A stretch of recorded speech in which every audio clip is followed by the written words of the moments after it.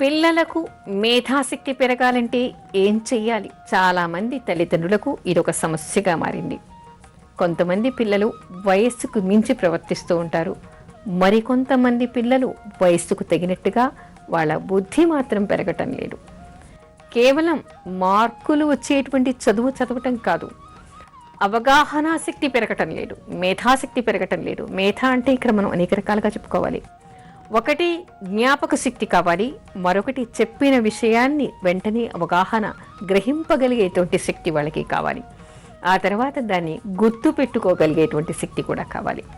అంటే ఒక విషయాన్ని గ్రహించటం, గ్రహించిన దాన్ని అర్థం చేసుకోవడం, అర్థం చేసుకున్న దాన్ని జ్ఞాపకం చేసుకోవడం, గుర్తు పెట్టుకోవడం అనేటువంటి మూడు ఉండాలి. అంటే మేధోశక్తి ఉన్నవాళ్ళు మాత్రమే దీన్ని చేయగలుగుతారు. కొంతమందికి ఐక్యూ ఎక్కువగా ఉంటుంది. ఐక్యూ అంటే మేధాశక్తి. కొంతమందికి ఎక్కువగా ఉంటుంది, కొంతమందికి తక్కువగా ఉంటుంది. అయితే దీన్ని పెంచటానికి, పిల్లల్లో ఈ మేధాశక్తిని పెంచడానికి ఏం చెయ్యాలి అంటే చిన్నప్పటి నుంచే హయగ్రీవ స్తోత్రాలు, సరస్వతి సూక్తాలు, సరస్వతి మంత్రాలు, దక్షిణామూర్తి మేధో సూక్తాలు లాంటివి చదివించడం ఒక విధమైనటువంటి పరిహారం. మేధాశక్తి భగవద్ అనుగ్రహం వలన ఎంతో పెరిగేటువంటి అవకాశం ఈ స్తోత్రాల వలన ఏర్పడుతుంది. ఆ తర్వాత మెమరీ పవర్ని పెంచాలి, జ్ఞాపక శక్తిని పెంచాలి. రాత్రి పడుకున్నప్పుడు పిల్లల్ని సరదాగా పొద్దున ఏం చేశావు, ఎక్కడికి వెళ్ళావు, వాళ్ళు ఏమన్నారు, టీచర్ ఏం చెప్పింది, ఏం చెయ్యాలి, నువ్వు రేపేం చేయాలనుకుంటున్నావు, ఆ పాఠంలో ఏముంది అంటే వాళ్ళ పొద్దున్న నుంచి జరిగినవి వాళ్ళు జ్ఞాపకం చేసుకోవడానికి ఒక అలవాటు, ఒక అవకాశం వాళ్ళకి ఏర్పడుతుంది. పిల్లలు కేవలం చాలామంది ఏం చేస్తారు, పుస్తకం హస్తభూషణం అంటారు. అంటే కేవలం హస్తాల్లో పుస్తకాలు కనిపిస్తూ ఉంటాయి, కళ్ళు అక్షరాల వెంట పరిగెడుతూ ఉంటాయి, కానీ అందులో ఉన్నది ఏది కూడా వాళ్ళ బుర్రకి ఎక్కదు. చదివి చదివి చదివి అలుక్కుపోయి అయోమయం అయిపోయి దానికిది దీనికదిగా వాళ్ళకి కనిపిస్తూ ఉంటుంది. అలా కాకుండా ఒక విషయాన్ని చదివిన తర్వాత పుస్తకం మూసేసి పనులు చేసుకుంటూ కూడా ఇంట్లో పిల్లలకి పనులు చెప్తూ, పనులు నేర్పిస్తూ, ఆ పనులు చేసుకుంటూ నువ్వు జ్ఞాపకం చేసుకో. ఆ తర్వాత దాన్ని చూడకుండా రాయి, చూడకుండా చెప్పు. చాలామంది పిల్లలు భట్టీయం కొట్టడం చూడకుండా తల్లికో తండ్రికో అప్పచెప్పి అక్కడి నుంచి వెళ్ళిపోతారు. పరీక్షకి వెళ్ళేసరికి అసలు విషయాన్ని కాస్త మర్చిపోతారు. ఎందుకంటే మొదటి పదం గుర్తొస్తే తర్వాతది గుర్తొస్తుంది. ఆ మొదటి పదం వాళ్ళకి గుర్తురాదు, దానితో మొత్తం చదివింది కూడా పోతుంది. అలా కాకుండా విషయాన్ని గ్రహించుకొని వారంతా వారు వారి భాషలో రాయగలిగే శక్తి వాళ్ళకు వచ్చిందనుకోండి, అప్పుడు ఈ పదం మర్చిపోయారు, ఆ పదం మర్చిపోయారు అనేటువంటిది ఉండదు. అంతేకాదు కొంతమంది పిల్లలు తప్పు విషయాల్ని తొందరగా గ్రహిస్తారు, మంచిని పక్కన పెడతారు.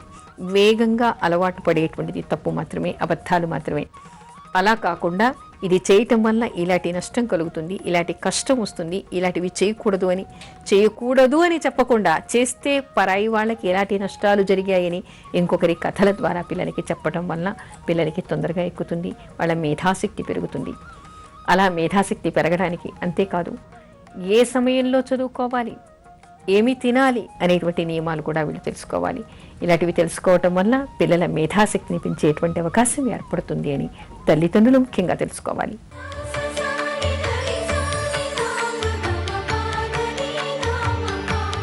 పిల్లలు చురుకుగా ఉండాలి అంటే ఏ వస్తువులు తినకూడదు. చాలామంది చాలా చోట్ల మనం చూస్తూ ఉంటాం, ప్రతి కాయగూరలో కానీ, ప్రతి ఆకుకూరలో కానీ, పాలల్లో కానీ, తర్వాత మనకి పోషకాలు మనకి ధాన్యాల్లో కానీ అనేక ఉంటాయి. ఒక్కో దానిలో ఒక్కో రకమైనటువంటి పోషక పదార్థం, విటమిన్లు మనకి ఉంటాయి.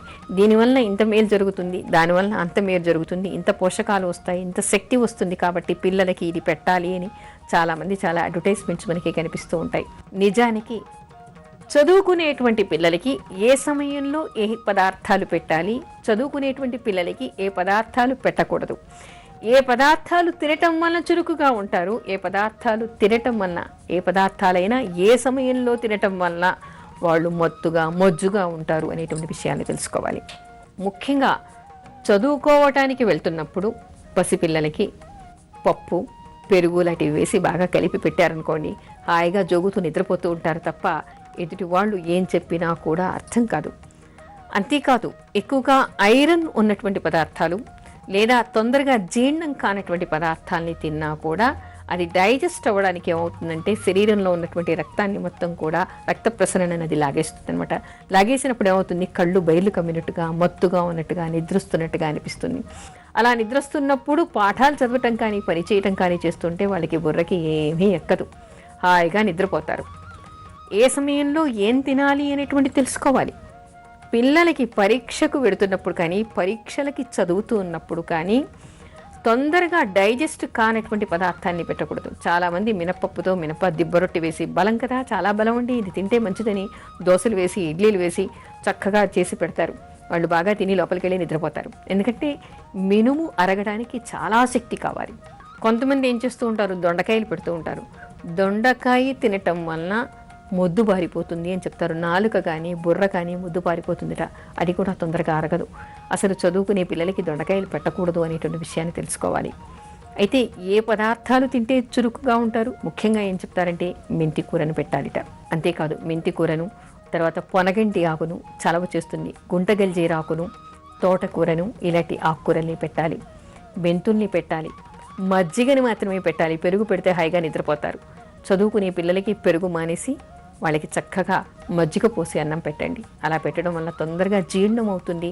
వాళ్ళకి మత్తు అనేటువంటిది రాదు, చురుకుగా ఉంటారు. అంతేకాదు వెల్లుల్లి బాగా పెట్టాలి. పెడితే ఏమిటి, వీళ్ళలో చురుకుదనం బాగా పెరుగుతుంది. అంతేకాదు చేపల్ని పెట్టండి. అది కూడా పరీక్షకు వెళ్ళేప్పుడు కాకుండా ఇంట్లో సెలవు రోజుల్లో పెట్టండి. ఆ తర్వాత ఇంగువని పెట్టండి. ఇంగువని పెట్టడం వల్ల కూడా మేధాశక్తి బాగా పెరుగుతుందిట. తర్వాత పిల్లలకి సరస్వతి ఆకును పెట్టండి.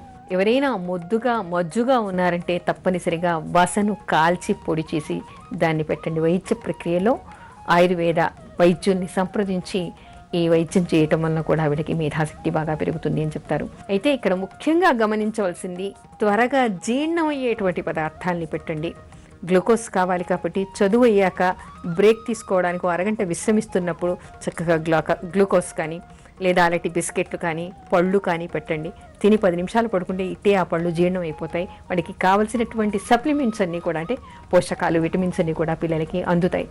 అందటం వల్ల ఏమిటి, వెంటనే లేచి తర్వాత మళ్ళీ బాగా పరుగుల మీద ఉత్సాహంగా వాళ్ళు పని చేసుకోగలుగుతారు. అందుకని తొందరగా జీర్ణం కానటువంటి పదార్థాన్ని, పెరుగుని, ముద్దపప్పుని, మాంసాన్ని, బాగా నెయ్యి పోసి నూనె పోసి వండినటువంటి పదార్థాన్ని చదువుకునే పిల్లలకి చదువుకోవడానికి కూర్చునే ముందు కానీ, పరీక్షలకు వెళ్లే ముందు కానీ పెట్టకుండా జాగ్రత్త పడితే పిల్లలు చాలా చురుకుగా ఉంటారు.